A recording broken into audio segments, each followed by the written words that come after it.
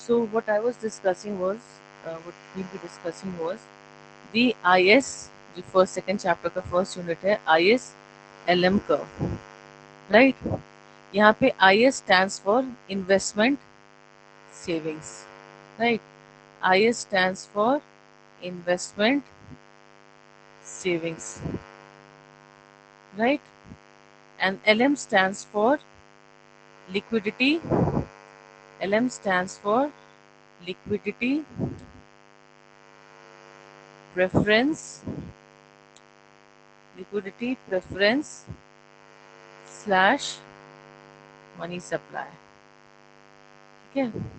तो ये हमें एक बेसिकली एक जो ग्राफ है ये स्टडी करता है the relationship between the real rate of interest and the national income. इसके बीच में आपका वो जो ग्राफ है वो आपका डिफरेंस स्टडी करता है. Now let us come to first इसको एक एक करके हम लोग स्टडी करेंगे. सबसे पहले हम लोग स्टडी करते हैं IS कर्व के बारे में. ठीक है. So what is IS curve? ठीक है. Let us forget this for a while. I give you hypothetical situation. मान लीजिए कुछ हमारे पोटेंशियल प्रोजेक्ट्स हैं, राइट. कुछ हमारे पोटेंशियल प्रोजेक्ट्स हैं. इकोनॉमी में चल रहा है कि जो फर्म्स डिसाइड देख रहे हैं कि इस पर्टिकुलर इकोनॉमिक ईयर में, जो फाइनेंशियल ईयर में हम कितने सारे प्रोजेक्ट कर सकते हैं. A, B, C, D, E project कर सकते हैं. और E प्रोजेक्ट करने के बाद वो देख रहे हैं क्या कि जो रिटर्न हो रहा है, जो एक्सपेक्टेड रिटर्न है, जो एक्सपेक्टेड रिटर्न जो हो रहा है, एक्सपेक्टेड रिटर्न, उनकी जो प्रॉफिट हो रही है, जो एक्सपेक्टेड रिटर्न जो हो रहा है, expected return is your 20%. A is suppose 20%, B is suppose say 16%, C is your 10%, D is your 5%, और E is your 2%. ठीक है. अब जब इकोनॉमी में देख रहे हैं कि मान लीजिए एक रेट ऑफ इंटरेस्ट है, जो बैंक ने रेट ऑफ इंटरेस्ट एक रखा हुआ है R1 है. ठीक है. मान लीजिए R1 आपका 18% है. अगर R1 18% है, ठीक है, अगर R1 18% है तो बेसिकली फर्म क्या कर रहा है, 18% पे वो पैसे ले रहे हैं और उन्हें यहाँ पे 20% प्रॉफिट हो रहा है. बहुत अच्छी बात है. दूसरे में 18% में पैसे ले रहे हैं लेकिन सिर्फ 16% उसको प्रॉफिट हो रहा है. तो इस पे तो वो इन्वेस्ट नहीं करेंगे ना. तो वो क्या करेंगे कि आपका जो A है, जो जिसमें जो A प्रोजेक्ट है, सिर्फ उसमें इन्वेस्टमेंट करेंगे. मतलब क्या कि जब R1 आपका जो रेट ऑफ इंटरेस्ट आपका 18% है, the number of projects that will be implemented or the number of projects in which the firms will invest money would be just A, right. दूसरा सिचुएशन देखते हैं. मान लीजिए रेट ऑफ इंटरेस्ट है वो घट गया. रेट ऑफ इंटरेस्ट घट के अभी 3% हो गया. अभी कौन कौन सा प्रोजेक्ट में हम लोग इन्वेस्ट कर सकते हैं? अभी तो काफी प्रोजेक्ट में इन्वेस्ट कर सकते हैं.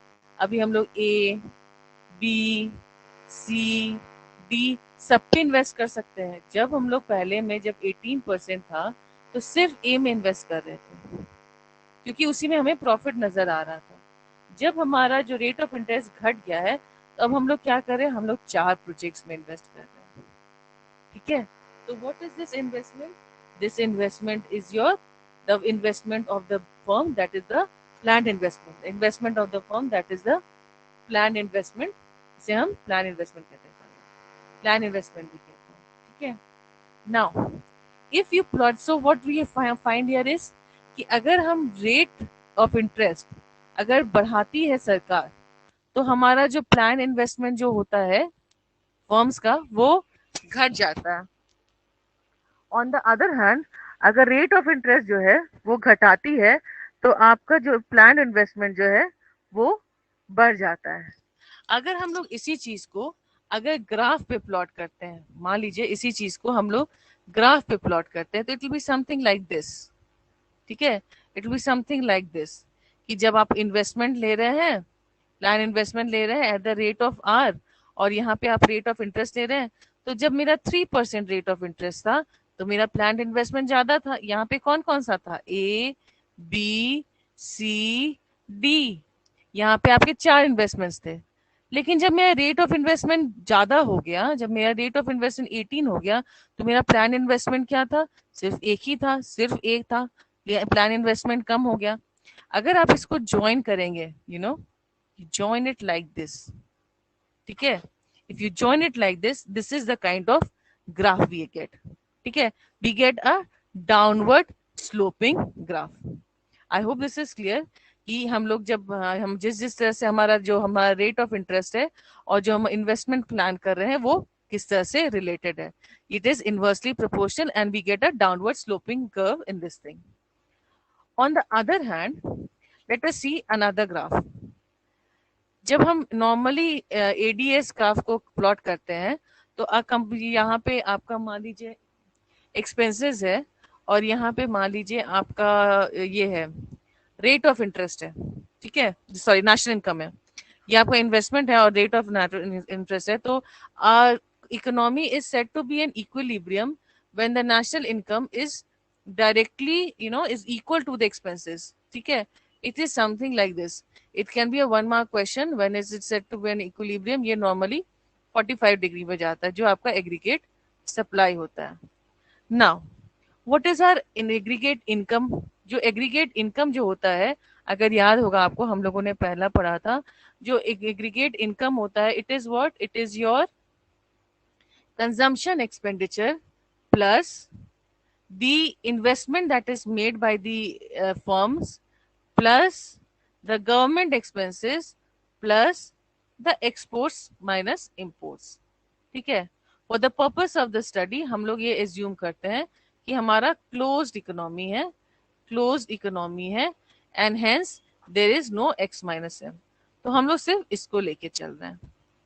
अब देखिए, जब हमारा मान लीजिए, तो पहला मान लीजिए हमारा जो एडी का जो एग्रीगेट डिमांड का जो हमारा था, मान लीजिए कुछ ऐसा था, ठीक है? एग्रीगेट डिमांड AD1 या Y1 जो भी हम लोग करें, तो ये Y1 था, या इसको Y1 हम लोग करें तो ये कुछ ऐसा आता है। अब मान लीजिए ये है eight the rate of interest R1। R1 कितना था? R1 था हमारा 19%। हमने देखा था कि जब R1 ज्यादा होता है तो इन्वेस्टमेंट जो होता है वो कम होता है। वही R2 इज 3%, इज 3%, तो इन्वेस्टमेंट जो होगी वो आपकी बढ़ जाएगी। अगर मान लीजिए हमारा इन्वेस्टमेंट यहाँ बढ़ जाता है, हम लोग यहाँ Y2 लेते हैं, जहाँ पे रेट ऑफ इंटरेस्ट जो है वो R2 है, where the planned expenditure is this and the rate of interest is R2। मतलब क्या? रेट ऑफ इंटरेस्ट हमारा क्या है? घटा हुआ है यहाँ पे। अगर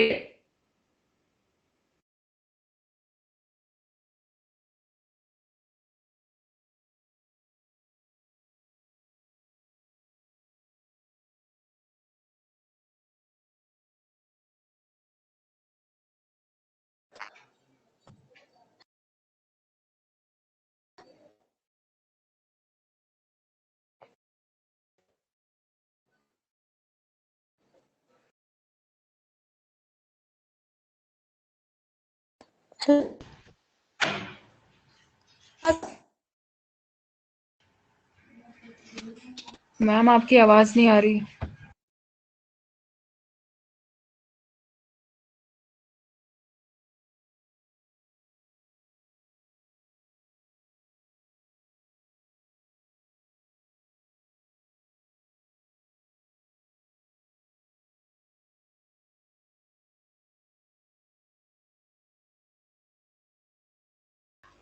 तो आपका प्लान एक्सपेंडिचर भी बढ़ता है, और रेट ऑफ इंटरेस्ट अगर कम होता है तो आपका प्लान एक्सपेंडिचर भी कम होता है, और आपका जो रेट ऑफ इंटरेस्ट होता है वो भी कम होता है, ठीक है? अब इसको अगर हम लोग ग्राफ पे प्लॉट करते हैं, if you plot this on a graph, right? If we plot this on a graph, if we plot this on a graph where we keep this as our, ठीक है, rate or real rate of interest, and we keep this as our national income or real GDP, तो we get a downward sloping curve as is evident here कि जो rate of interest है और जो real आपका GDP है, दोनों inversely proportional है। अगर ये बढ़ रहा है तो ये भी घटेगा और ये भी घटेगा। अगर रेट ऑफ इंटरेस्ट घट रहा है तो ये भी बढ़ेगा और ये भी बढ़ेगा। तो आपका जो है एक इनवर्स स्लोपिंग ग्राफ हमें मिलता है, एक डाउनवर्ड स्लोपिंग ग्राफ, जिसे हम इन्वेस्टमेंट सेविंग्स के हिसाब से करते हैं। तो this is what is your investment, this is what is your investment, right. Now let us see in the point of, ये हम लोग इन्वेस्टमेंट के टर्म्स में देख रहे हैं कि जैसे जैसे रेट मेरा बढ़ रहा है, मेरा इन्वेस्टमेंट और नेशनल इनकम जो है वो कम हो रहा है। जैसे जैसे मेरा रेट घट रहा है, मेरा जो नेशनल इनकम है वो बढ़ रहा है, इनवर्सली प्रोपोर्शनल है। तो इन्वेस्टमेंट के हिसाब से हो गया। नेक्स्ट हो गया सेविंग्स के हिसाब से। हम लोग सेविंग्स के हिसाब से अगर देखते हैं तो if you remember, our national income is what? Our national income is equal to consumption plus the investment which is made by the firms plus the government expenditure, right? So this is what is your total income. ये क्या, ये total income ही है ना, ये total income हो गया। और आपका जो ये क्या हो गया, जो आपका सी हो गया और ये जी क्या हो गया, दोनों एक्सपेंसेस हो गए। और आई, सारे एक्सपेंसेस हो गए, सारे एक्सपेंसेस हो गए। Let me put this way. Suppose हम लोग क्या करते हैं, हमारा जो national income is equal to consumption expenditure plus investment plus government expenses. अब हम लोग सिंपल अलजेब्रा लगाते हैं, तो y minus C minus G, सिर्फ हमने इसको इधर कर दिया है, is equal to I. Now I is what, your y is what, y is your income, जो नेशनल इनकम है वो। और c माइनस g क्या हो गया, ये आपका हो गया आपका एक्सपेंसेस, यही एक्सपेंसेस एक्सपेंडिचर कर जो इनकर कर रहा है। और जो हमारा नॉर्मल इनकम माइनस एक्सपेंसेस क्या आता है, इनकम माइनस एक्सपेंसेस सेविंग्स होते हैं, right. So you can see here कि जैसे जैसे अब यहाँ पे अगर हम लोग देखेंगे कि मान लीजिए जितना जितना मेरा वाई बढ़ता है, ठीक है, जैसे जैसे मेरी इनकम बढ़ती जाती है, अगर हम एक्सपेंसेस को कांस्टेंट रखें, है ना, तो क्या होगा, हमारी सेविंग्स जो है वो भी बढ़ती चली जाएगी। जितना मेरा वाई बढ़ेगा और सेविंग ये कांस्टेंट है, मान लीजिए हमारा जो इनकम हो रहा है, ये मान लीजिए 50,000 का इनकम, यहाँ पे मान लीजिए मेरा 10,000 का इनकम हो रहा है, जो मेरे एक्सपेंसेस थे वो 1,000 के एक्सपेंसेस थे, तो सेविंग हमने क्या किया, 9,000 की सेविंग की। अब मेरा इनकम बढ़ के 50,000 हो गया, ठीक है। अब मेरा क्या है कि एक्सपेंसेस तो उतना ही है, तो सेविंग हमने क्या किया, 49,000 का सेविंग्स किया। अब हम सेविंग्स कहाँ पे करते हैं, सेविंग्स करते हैं हम लोग बैंक में। जब मेरा 10,000 इनकम था, तो बैंक के पास सिर्फ 9,000 रुपए अवेलेबल थे कि वो सेव कर सके। तो रेट ऑफ इंटरेस्ट जो था, रेट ऑफ इंटरेस्ट था वो हाई रखते हैं, क्योंकि जो जो पैसे हम बैंक में सेव करते हैं वो लोग लोन आउट कर देते हैं। ऑन द अदर हैंड, जब हम 50,000 इनकम है हमारा और सेव हम 49,000 कर रहे हैं, तो हम सेव कहाँ कर रहे हैं, हम बैंक में सेव कर रहे हैं। अब बैंक के पास 49,000 रुपीज हो गई, बैंक के पास 49,000 रुपीज हो गई, मतलब उनके पास ज्यादा पैसा हो गया जो वो लोन दे सकते हैं। अब इससे क्या हो जाएगा, जो रेट ऑफ इंटरेस्ट है वो कम हो जाएगा। सो वी सी कि जैसे जैसे हम लोग नेशनल इनकम बढ़ाते हैं या बढ़ता है, हमारा जो सेविंग्स होता है, हमारा जो सेविंग्स होता है वो घटता है, सॉरी वो भी बढ़ता है, और इससे हमारा रेट ऑफ इंटरेस्ट जो है वो घटता है। ऑन द अदर हैंड, जैसे जैसे हमारा नेशनल इनकम कम होएगा, वैसे वैसे हमारे सेविंग्स भी कम हो जाएंगे, हमारे सेविंग्स भी कम हो जाएंगे, और वैसे वैसे हमारा रेट ऑफ इंटरेस्ट बढ़ता चला जाएगा, ठीक है। So what we see here is from we get from the two point of view, इधर we take it from the investment, ठीक है। तो यहाँ पे आपने क्या देखा, हमने क्या देखा, जब इनकम बढ़ा हमारा तो हमारा जो रेट ऑफ इंटरेस्ट जो है वो घटा, ठीक है। ये इधर you take it from the savings point और you take it from the investment point. तो बेसिकली आपका क्या है, जो आपका जो ग्राफ बनेगा, जो ग्राफ बनेगा, इट इज आर एंड यहाँ पे इन्वेस्टमेंट एक्सपेंडिचर होता है, तो it is normally in this phase, this is investment and this is savings। तो पहले अगर हम इन्वेस्टमेंट के हिसाब से देख रहे हैं, अगर हम इन्वेस्टमेंट के हिसाब से देख रहे हैं, तो इन्वेस्टमेंट का अगर रेट ऑफ इंटरेस्ट है, it drives your expenditure which drives your national income. Savings के हिसाब से देख रहे हैं, तो सेविंग्स में जैसे जैसे नेशनल इनकम बढ़ेगा वैसे वैसे हमारी सेविंग्स बढ़ेगी, वो हमारे रेट ऑफ इंटरेस्ट को कम करेगा, और दोनों में इनवर्सली प्रोपोर्शनल है। तो चाहे आप इन्वेस्टमेंट के हिसाब से देखें या आप सेविंग्स के हिसाब से देखें, बेसिकली एक डाउनवर्ड स्लोपिंग ग्राफ ही आता है with respect to your real interest and with respect to investment planning. I hope this is clear. Now we come to the next thing, which is known as the LM curve. ठीक है, LM curve होता है, LM curve का मतलब होता है liquidity, this is called liquidity preference. Liquidity preference का मतलब कि आप कितना कैश हाथ में चाहते हैं. It is liquidity preference slash money supply. ठीक है, तो अब देखिए क्या होता है. अब मान लीजिए हम लोग अभी बात करेंगे in the terms of liquidity preference के बारे में बात करते हैं. अब मान लीजिए कोई इकोनॉमी है, उसमें जो जीडीपी है आपका, जो नॉर्मल जो जीडीपी है, नेशनल इनकम है, वो बढ़ा हुआ है. अगर इकोनॉमी में इनकम बढ़ा हुआ है तो जो इकोनॉमिक एक्टिविटी हो रही है, जो बिजनेस ट्रांजेक्शन हो रहे हैं, जो जिस तरह की भी इकोनॉमिक एक्टिविटी हो रही है, इकोनॉमिक एक्टिविटी बढ़ी रहेगी. अगर इकोनॉमिक एक्टिविटी हमारा बढ़ा रहेगा तो बेसिकली क्या होगा, if you know if there is more economic activity in the market and the GDP is high, what will I want to do? I will like try to hold on to money. ठीक है, I will try to hold on to money. Why will I try to hold on to money? ताकि जितने भी मेरे जो भी transaction हो रहा है हम उसमें पार्टिसिपेट कर सके. ठीक है, ताकि हम ट्रांजेक्शन कर सके, हम पार्टिसिपेट कर सके, हम ट्रांजेक्शन कर सके. तो what will I do, I try to hold on to money. मतलब क्या होगा कि वो बैंक में कम सेव कर रहे हैं, बैंक में नहीं सेव कर रहे हैं. पीपल के पास what do I want, people demand for money, people demand for money. ठीक है, डिमांड मनी.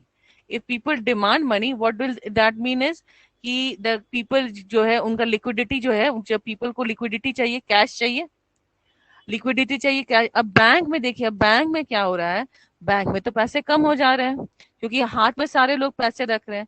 अगर बैंक में पैसे कम हो जा रहे हैं तो क्या होगा, रेट ऑफ इंटरेस्ट बढ़ जाएगा.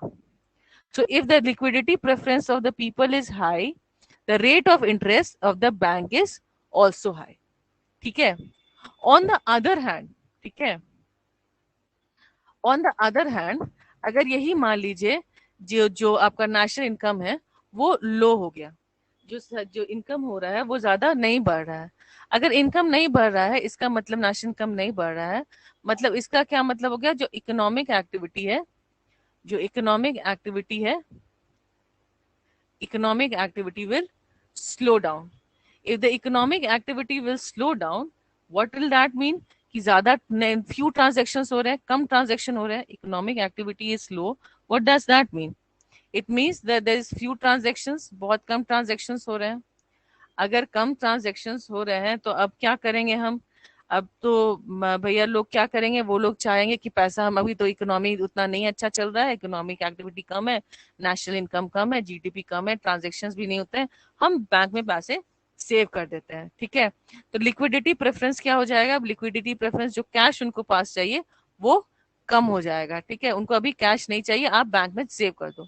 अब बैंक में जितने सेव करेंगे उससे क्या होगा, उतना आपका रेट ऑफ इंटरेस्ट बढ़ेगा. ठीक है, तो अगर हम लोग लिक्विडिटी प्रेफरेंस के हिसाब से बात करें, लिक्विडिटी प्रेफरेंस के हिसाब से अगर हम बात करें, लिक्विडिटी प्रेफरेंस के हिसाब से अगर हम लोग बात करें, तो जैसे जैसे हमारा नेशनल इनकम बढ़ता है उस हिसाब से हमारा रेट ऑफ इंटरेस्ट भी बढ़ता है. राइट, ठीक है, I hope this one is clear. On the other hand, if you take, so if we plot this on a graph, if we plot this on a graph, we see, अगर हम इसको graph में plot करते हैं, ठीक है, हम लोग ग्राफ में प्लॉट करते हैं, तो ये ऑलरेडी हमारा आईएस कर्व था, आईएस कर्व था, डाउनवर्ड स्लोपिंग कर्व था. यहाँ पे हमारा रेट ऑफ इंटरेस्ट है, ये हमारा नेशनल इनकम है. जो एलएम कर्व होएगा वो ऐसा जाएगा, अपवर्ड स्लोपिंग ग्राफ होएगा, और this is called liquidity money supply. अब देखिए क्या होता है, लिक्विडिटी तो हो गई कि जो नॉर्मल इकोनॉमी है उसका क्या लिक्विडिटी प्रेफरेंस है. ठीक है, उसके बाद ये हो गया कि मनी सप्लाई. मनी सप्लाई कौन करेगा, मनी सप्लाई करते हैं हमारे गवर्नमेंट हमारी बैंक से central bank, and which is the central, this is one of the NET questions, which is the central bank of India? The central bank of India is the Reserve Bank of India. अब the Reserve Bank of India it suppose prints more money. अगर अगर bank ज्यादा money print करेगी तो क्या होगा, real money बढ़ेगा. अगर रियल मनी बढ़ेगा तो पीपल विल वांट टू पे लेस फॉर इट, तो प्राइस अपने आप डाउन चला जाएगा. तो प्राइस डाउन जाएगा तो रेट अपने आप बढ़ जाएगा. तो ये भी आपका सेम है, अगर मनी सप्लाई बढ़ेगा, जितना जितना मनी सप्लाई बढ़ रहा है वैसे वैसे आपका रेट ऑफ इंटरेस्ट भी बढ़ता चला जा रहा है. This is what is the famous ISLM curve. This is what is the famous ISLM curve, that is the investment savings. दोनों के हिसाब से देखिए तो एक डाउनवर्ड स्लोपिंग ग्राफ आएगा, और LM कर्व होता है कि दोनों के हिसाब से जो है वो आपका यूं ऐसे LM कर्व जाएगा. Now the next part of this video is what, कि आपका जो हम लोग का, अगर आपको याद होगा, हम लोगों ने क्या था, national income is equal to consumption expenditure plus investment at the rate of interest R plus government expenses. ठीक है, अभी क्या कर रहे हैं हम, प्लॉट कर रहे हैं ग्राफ यहाँ पे, जहां पे ये आपका एक्सपेंसेस हो रहा है, ये आपका नेशनल इनकम है, suppose this is the national income. अभी यहाँ पे आपका एक ये ग्राफ जा रहा है एग्रीगेट सप्लाई का, और यहाँ पे मान लीजिए आपका ग्राफ ये जा रहा है एग्रीगेट डिमांड का. अभी क्या हो रहा है, हम जो सरकार क्या कर रही है, सरकार डिसाइड कर रही है कि हम जो गवर्नमेंट एक्सपेंसेस बढ़ाएंगे. अगर गवर्नमेंट एक्सपेंसेस बढ़ाएगी तो ऑब्वियसली जो नेशनल इनकम है वो भी बढ़ जाएगा. सिंपल है, अगर 5 रुपया था तो मान लीजिए ये सबको कांस्टेंट रख के ये अगर 15 रुपया आ रहा है, और अभी अगर ये बढ़ा के उसको 10 रुपए कर दे रहे हैं तो यहाँ पे 20 हो जाएगा. Simple maths. तो गवर्नमेंट एक्सपेंसेस अगर बढ़ेगा तो ये भी बढ़ जाएगा. अगर ये बढ़ जाएगा तो हमारा जो जो ग्राफ है वो इस तरह शिफ्ट कर जाएगा ऊपर. तो इक्विलिब्रियम पहले जो यहाँ पे आ रहा था Y1 पे आ रहा था, अब इक्विलिब्रियम Y2 पे आ रहा है. मतलब क्या, कि अगर गवर्नमेंट अपना एक्सपेंडिचर बढ़ाती है तो नेशनल जो इनकम होता है वो आपका बढ़ता है, which is available by your simple maths also, and which is available here graphically also. अगर यही वाला चीज हम लोग इंटरेस्ट और रेट पे हम लोग करते हैं, इंटरेस्ट और प्लान एक्सपेंडिचर पे प्लॉट करते हैं, आपका ये इंटरेस्ट हो गया, रेट ऑफ इंटरेस्ट हो गया, और आपका नेशनल इनकम हो गया. ठीक है, अब इस दोनों को हम लोग नीचे लाते हैं. अगर पहला वाला जो कंडीशन है अगर हम उसको नीचे ला रहे हैं तो something it will come as something like here, जो यहाँ पे इक्विलिब्रियम पॉइंट्स ऑलमोस्ट आएगा. ठीक है, और जो आपका IS कर्व जाएगा वो कुछ ऐसे जाएगा, LM कर्व जो होगा आपका कुछ ऐसे जाएगा. ठीक है, और जब भी आपने ये वाला, हम अब इसको यहाँ पे लाते हैं, राइट. तो अभी क्या है, जो IS कर्व जो है वो शिफ्ट हो गया है, अब IS कर्व आपका यहाँ पे आएगा. This is the new equilibrium point. पहले यहाँ था, अभी यहाँ है. If this is Y1, this is Y2 again. ठीक है, तो अगर आप देख रहे हैं कि जो LM कर्व जो है वो सेम ही रह रहा है, LM curve is no difference, but IS curve is shift towards the right, बढ़ जाता है अगर जो है आपका जो गवर्नमेंट है अपना एक्सपेंसेस बढ़ा रही है. ठीक है, तो अगर रेट ऑफ इंटरेस्ट यहाँ पे मान लीजिए, अगर रेट ऑफ इंटरेस्ट यहाँ पे R1 है, अगर रेट ऑफ इंटरेस्ट यहाँ पे R1 है, तो गवर्नमेंट एक्सपेंसेस जब अपना बढ़ा रही है, गवर्नमेंट एक्सपेंडिचर अपना बढ़ा रही है, तो उसका रेट ऑफ इंटरेस्ट भी जो है वो बढ़ जाएगा. तो here we can find is कि जैसे जैसे गवर्नमेंट ने अपने एक्सपेंसेस बढ़ाए वैसे वैसे हमारा नेशनल इनकम बढ़ा, वैसे वैसे हमारा रेट ऑफ इंटरेस्ट भी बढ़ा. जो फिजिकल पॉलिसीज होते हैं, जो गवर्नमेंट का जो पॉलिसीज होते हैं, it will not change make any change in the in the LM curve. इसमें LM में कोई चेंज नहीं हो रहा है. ठीक है, because it depends on what, it depends on the liquidity preference and depends on the money supply. यहाँ पे तो गवर्नमेंट अपना एक्सपेंडिचर बढ़ा रही है. ठीक है, इससे मनी सप्लाई पे कोई फर्क नहीं पड़ता, ना लिक्विडिटी प्रेफरेंस पे फर्क पड़ता है. लेकिन हाँ, मनी सप्लाई जब बढ़ाएंगे, मॉनिटरी पॉलिसीज कुछ चेंज अगर करती है मान लीजिए सरकार, तो इफेक्ट कर सकती है. So this is what this was all about your ISLM curve. plus what does the government, how does the consumption expenditure kept constant. यहाँ पे basically consumption expenditure जो होता है आपका, it is y minus t. y minus t मतलब क्या, it is disposable income. ये आपका disposable income होता है. Disposable income क्या, this is your income minus taxes, it is the consumption function, is a function of this thing. तो हम लोग उसको नहीं लेके हम सिर्फ कंजम्पशन फंक्शन लेके चल रहे हैं. तो हम लोग इन्वेस्टमेंट देखें कि कैसे चेंज करता है, और हम लोग गवर्नमेंट का भी देखें, अगर गवर्नमेंट एक्सपेंसेस अपना एक्सपेंडिचर बढ़ाती है या घटाती है तो ये कैसे उसको अफेक्ट करता है. I hope it was clear to you. Yes, ma'am. Alright. So we'll begin the class again. अभी तो इस आप पे अभी कोई प्रॉब्लम नहीं हो रहा है? No, ma'am. चलिए बढ़िया है. तो कल से फिर 12 बजे से, और अभी हम एक और आपको सेंड करेंगे link for your attendance. Do fill it up, and कल से 12 बजे से आप दोनों कंप्यूटर का एज वेल एज इसका क्लास लेते चले जाएंगे. ठीक है. And this will be available on your this इसका आप लोग नोट्स, आपका चैप्टर 2 का अवेलेबल है आपके पास. आप जब चाहें तो go through the notes as well. Notes देखते देखते इसको पढ़िएगा, आपका आराम से प्रिपरेशन हो जाएगा. ठीक है. Yes, ma'am. चलिए, thank you everyone. Thank you, ma'am. Thank you, ma'am. Thank you, ma'am. Thank you, ma'am.